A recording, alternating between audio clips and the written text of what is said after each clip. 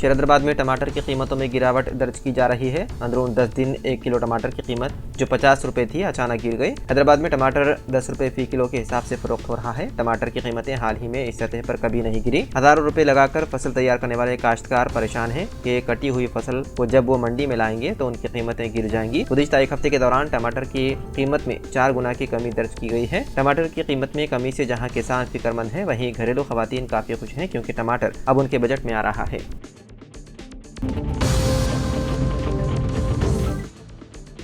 रियासत तेलंगाना के ज़िले यादाद्री भुवनगिर ज़िले में तवील अरसे से गैर हाजिर रहने वाले और तमाम सहूलियात से फ़ायदा उठाने वाले 16 सरकारी असातिज़ा के खिलाफ महकमे तालीमात ने सख्त कार्रवाई करते हुए उनको खिदमात से कर दिया बरतरफ। राय के मुताबिक ज़िले के मुख्तलिफ स्कूल्स में तैनात ये असातिज़ा बगैर किसी इत्तला के तवील अरसे से स्कूल नहीं आ रहे थे, लेकिन तमाम सहूलतें हासिल कर रहे थे। ये असातिज़ा साल 2005 से साल 2022 के दरमियान मुसलसल गैर हाजिर रहे। मामला महकमे तालीम के इल्म में आने पर उन असातिज़ा को वजाहत तलब करने के लिए नोटिस जारी की गई, लेकिन उन्होंने इसका कोई जवाब नहीं दिया। उसके बाद महकमे तालीम ने गैजेट नोटिफिकेशन जारी करते हुए उन तमाम 16 असातिज़ा को उनकी खिदमात से बरतरफ कर दिया।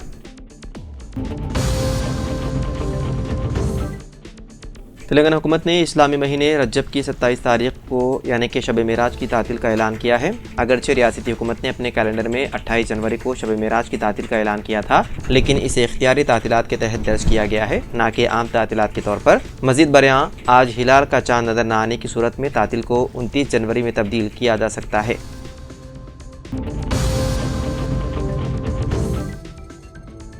मरकज़ी हुकूमत तेलंगाना में अव्वल ता इंटर ज़ेर तालीम तलबा को 12 हिंदसों पर मुश्तमिल अपार शनाख्ती कार्ड्स मख्तस कर रही है। इस तनाज़ुर में महकमे स्कूली तालीम के डायरेक्टर EV नरसिम्हा रेड्डी ने अहकामात जारी करके तलबा के आधार कार्ड्स में जो नाम है वही तफसीलात स्कूल्स के रिकॉर्ड्स में 31 जनवरी तक तब्दील कराने की मोहलत दी। आधार स्कूल रिकॉर्ड में तलबा का नाम, घर का नाम, तारीख पैदाइश, जिन्स के अलावा दूसरी तफसीलात एक जैसे होने पर जोर दिया। पहले आधार की गलतियों को दूर कर लें, उसके बाद स्कूल्स के रिकॉर्ड में तब्दील करने की हिदायत दी। उन्हीं तफसीलात की बुनियाद पर अपार ID मख्तस की जाएगी।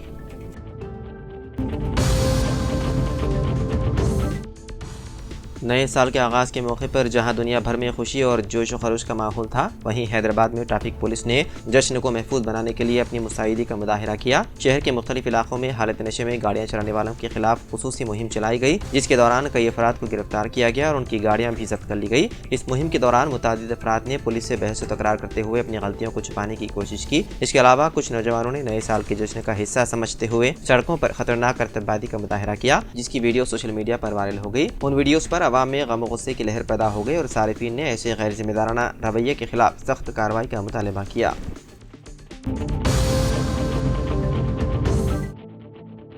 तेलंगाना हुकूमत ने अवामी नक़्ल हमल को बढ़ाने और आलूदगी को कम करने के अपने अहद के तहत मार्च साल 2025 तक 799 नई इलेक्ट्रिक बसें मुतारिफ कराने का ऐलान किया। वज़ीर ट्रांसपोर्ट पूनम प्रभाकर ने इंकिशाफ किया है कि उनमें से 353 बसें हैदराबाद के लिए मख्तस की जाएंगी, जबकि बकिया 446 करीमनगर, वरंगल, नलगुंडा, सूर्यापेट और निजामाबाद समेत मुख्तलिफ अदलामी खिदमात अंजाम देंगी। इस कार्रवाई का मकसद रियासत के पब्लिक ट्रांसपोर्ट सिस्टम को जदीद बनाना और माहौल दोस्त गाड़ियों के इस्तेमाल को फ़रोग़ देना है।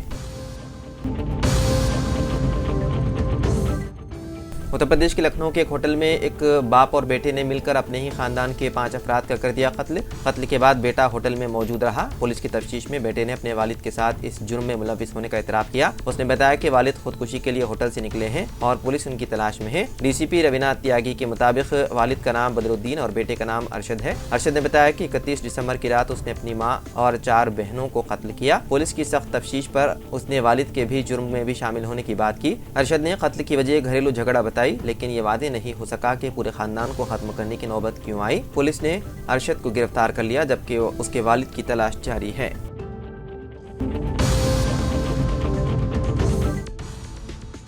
तेलंगाना के वज़ीर आला रेवंत रेड्डी और उनकी टीम 21 से 23 जनवरी तक स्विट्जरलैंड के दावोस का दौरा करने वाली है। ये दौरा वर्ल्ड इकोनॉमिक फोरम के 55वें सालाना इजलास के मौके पर किया जाएगा, जो 20 से 24 जनवरी तक मुनक्किद होगा। वज़ीर आला के हमरा IT और सनत के वज़ीर D Sridhar Babu, special chief secretary Jayesh Ranjan और दीगर सीनियर ओहदेदार इस 3 रोज़ा प्रोग्राम में शिरकत करेंगे। मौजूदा दौरे का मकसद मजीद सरमाकारी को राग़िब करना है। वज़ीर आला की टीम मुबैना तौर पर इस मकसद के लिए स्ट्रैटेजिक मंसूबे तैयार कर रही है। दावोस जाने से कबल वज़ीर आला का गैर मुल्की दौरा 13 या 15 जनवरी को ऑस्ट्रेलिया के दौरे के साथ शुरू होगा।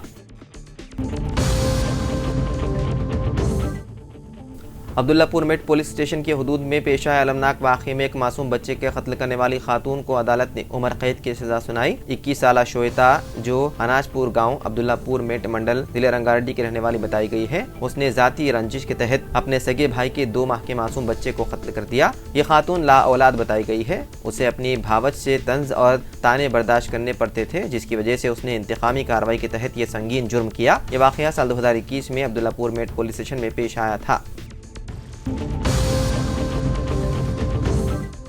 बेरोजगार नौजवानों को खानगी शोबों में रोजगार फराहम करने के लिए हुकूमत ने एक नया इदारा digital employment exchange of Telangana यानी कि डीट तश्कील दिया और नौजवानों को इस इदारे में अपनी तफसीलात रजिस्टर कराने की हिदायत दी। बेरोजगारों की महारत और तालीमी काबिलियत के मुताबिक उन्हें खानगी कंपनियों में मुलाजिमत हासिल करने के मौके दस्तियाब होंगे। ITI पॉलीटेक्निक डिग्री के तलबा को इंटर्नशिप का मौका दिया जाएगा और जिन उम्मीदवारों ने अपनी तालीम मुकम्मल कर ली है उन्हें अप्रेंटिसशिप का मौका दिया जाएगा। प्राइवेट कंपनियों में मुलाजिमती फराहम करने के लिए हुकूमत ने मसनूई दहानत के साथ एक इंटरनेट प्लेटफॉर्म बनाया है, जिसका नाम डीट रखा गया है। ऐसे नौजवान जो अपनी तालीम मुकम्मल कर चुके हैं और रोजगार की तलाश में वो हुकूमत की जानिब से फराहम करदा इस प्लेटफॉर्म से भरपूर फायदा उठा सकते हैं। रजिस्ट्रेशन और दीगर तफसीलात मुफ्त में इंदराज कराने का मौका फराहम किया जा रहा है।